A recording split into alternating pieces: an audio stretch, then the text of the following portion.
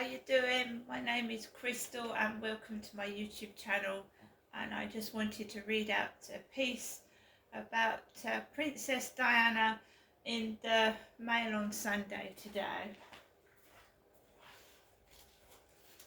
So this is the front page of the Mail on Sunday, March 17th, 2024. Diana crash used in vile euthanasia ad campaign.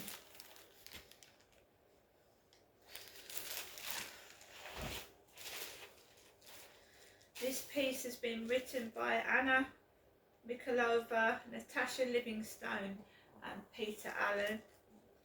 Friends of Princess Diana have reacted with anger and revulsion after a vile advert used her fatal car crash to promote euthanasia. The sickening campaign shows a picture of a mangled car in a tunnel with the caption, "Diana, she did not choose her death. In 2024, we should have the choice." It provoked an immediate storm of furious condemnation, with friends and politicians branding it vile, disgusting, repugnant and hideous. "This is cruel, callous and opportunistic," said her friend. Going to page 5. Said her friend Rosa Monckton. "Diana was exploited in her life and her death is now being exploited for very base reasons." Baroness Monckton, who went on holiday with Diana a few weeks before she died in the car crash in the Pont d'Alma tunnel in Paris in 1997, said she was shocked and horrified by the image. Kensington Palace insiders were left speechless, with one saying the advert plumbed the very lowest depths of bad taste. Their sentiments were echoed by the late Queen's former press secretary, Dickie Arbiter, who said, "To reference what happened in 1997 is bad enough, but to mock up a picture really leaves a sour taste in the mouth. It is just completely off the scale of obscenity." The odious image was hastily withdrawn yesterday after a barrage of protest. It had been created by French pro-euthanasia group ADMD, who limply conceded that it may have offended some observers following the powerful backlash. Commentators noted that for all its shock value, the image spread on social media made little sense given the organisation's aims. Leading French newspaper Le Figaro asked, "Should we understand that legislating on euthanasia would have spared Lady Di a tragic end?" Another friend of Diana's, journalist Petronella Wyatt, said, "This campaign ad is vile. It's also completely irrelevant to the argument because none of the people involved, particularly Diana, wanted to die at all. It's quite unbelievable the way poor Diana is used."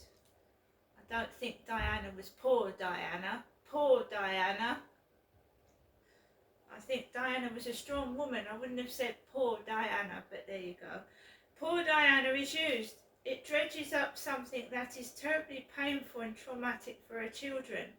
They should make a formal apology, because if I was a relative of Diana, I would be absolutely incensed.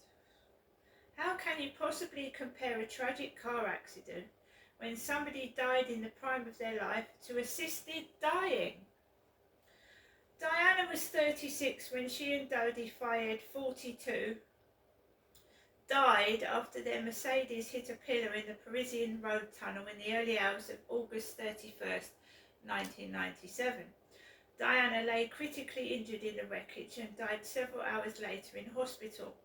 Insiders at the not-for-profit ADMD concede that the image created by its youth arm for campaigners under 36 was designed to shock, but apparently underestimated the strength of revulsion it provoked. It was circulated on social media after French President Emmanuel Macron announced new laws to allow adults with terminal illnesses to take lethal medication in certain cases. However, ADMD believes the legislation does not go far enough, with one source saying it needs to be amended to allow assistance in dying according to one's wishes. The Diana advert appeared to be a direct response. When ADMD's youth arm posted it on X, it was captioned, "In 2024 we should have the choice of a free end of life without too restrictive criteria." The advert appeared at the end of a tumultuous week for the royal family, with controversy over the Princess of Wales' photoshopped Mother's Day photo and hurtful speculation over her health. The advert is said to have caused particular embarrassment in France because ADMD is a well-regarded campaign group backed by establishment names. Laurent Fabius, the country's former Prime Minister and a friend of Diana, is on its honorary committee. Mr. Fabius, 77, hosted the Princess and Prince Charles at a Seine riverboat dinner in 1988, then President of the National Assembly, the French equivalent of the House of Commons. He is said to have bonded with the Princess. Also on the committee are Anne Hidalgo, the Mayor of Paris, and her predecessor, Bertrand Delanoë. A source at Paris City Hall said, "Paris has always shown the utmost respect to Princess Diana. She was admired and honoured. Nobody would want her memory to be disrespected. Those in authority will naturally condemn the picture that was used by ADMD. Its removal is very welcome." Politicians in the UK were more forthright in their condemnation. Conservative MP Bob Seeley, who sits on the Foreign Affairs Committee, called the adverts utterly repugnant, adding the people responsible should be absolutely ashamed of themselves. "This is cretinous stupidity. How low can you go?" And DUP MP Ian Paisley Jr. said, "This is utterly disgusting. To prey on anyone's tragic death is just hideous and beyond words. To use a calamity in the life of the royal family to manufacture some advertisement is warped, sick and vile. It should be banned and the authors fined." ADMD said in a statement, following the distribution on social networks of a campaign whose visuals may have offended some observers, it was decided to withdraw it immediately. Young ADMD apologises to those who were shocked by the choice of images. The Paris crash also killed the Mercedes driver Henri Paul and seriously injured Trevor Rees-Jones, Diana's bodyguard. In his memoir, Spare, Prince Harry wrote of the shadow the Paris crash scene has cast on his life. He described driving through the tunnel when visiting the French capital for the 2007 Rugby World Cup, aged 23, telling of how he watched the concrete pillars flicker past and counted them, counted my heartbeats. I'd always imagined the tunnel as some treacherous passageway, inherently dangerous, but it was just a short, simple, no-frills tunnel. No reason anyone should ever die inside it. Kensington Palace declined to comment last night. So this is the photograph that shocked people.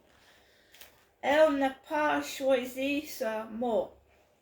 En 2024, on devrait avoir le choix.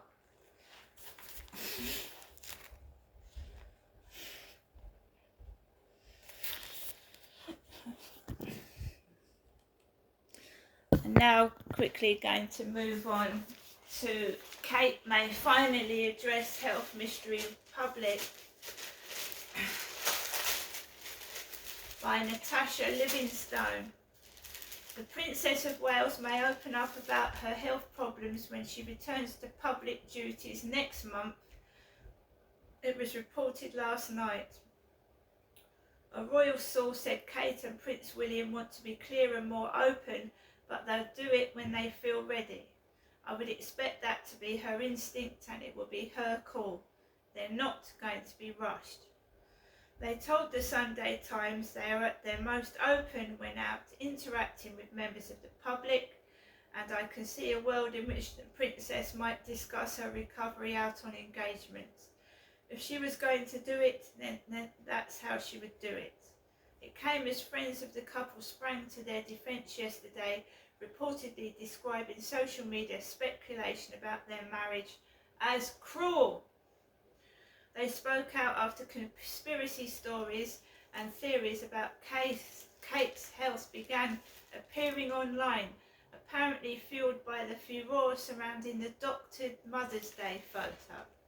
One said Kate might discuss her recovery from abdominal surgery when she returns to public duties after April 17th. Addressing the recent news coverage and online rumours about the couple, a close friend said, "They're not like Prince Harry, obsessing and scrolling through Twitter, but they know it has broken through. They follow the news and see the breaking news alerts. Social media has provided the media with plenty of content, and the speculation around their marriage is just cruel. These are people with 3 small children going through the hardest time they've had to go through as a family. With that as an awful backdrop, they are trying to keep things as normal as possible for the kids, but it's not easy. Those closest to the couple expect them to disclose more information about her recovery in due course."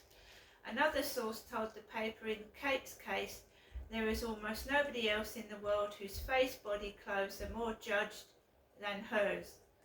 So it's entirely right for them not to want to be drawn into a game about what is going on with her health. What is happening is exactly what they said would happen. She would spend 2 weeks in hospital and be back after Easter. So what if they haven't pushed her out there to wave from the back of a car?